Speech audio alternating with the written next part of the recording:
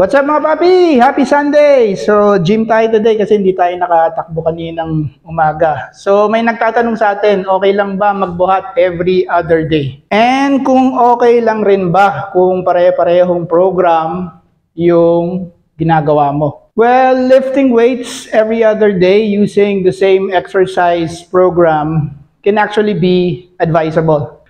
But, provided syempre, that your body is adequately recovering between sessions.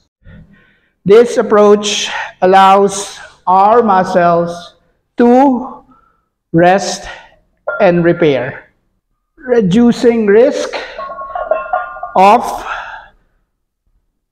overtraining and injury, while still promoting strength and muscle gains. However, here are some key points to consider. So number one is progressive overload, gradually increasing the reps, the weight, or the intensity over time is essential for continued progress.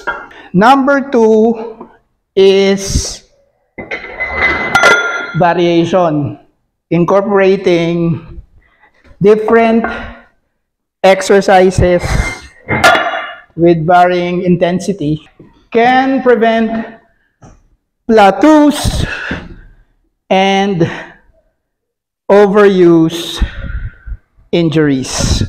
Number three is recovery. We need to ensure that we are giving our muscles enough time to recover, especially syempre if you're lifting heavy weights. And lastly, number four, we also have to consider individual response. Adjust your volume and the frequency based on how your body responds, considering your fatigue levels and goals. So in summary, lifting every other day with the same program can be effective if you listen to your body.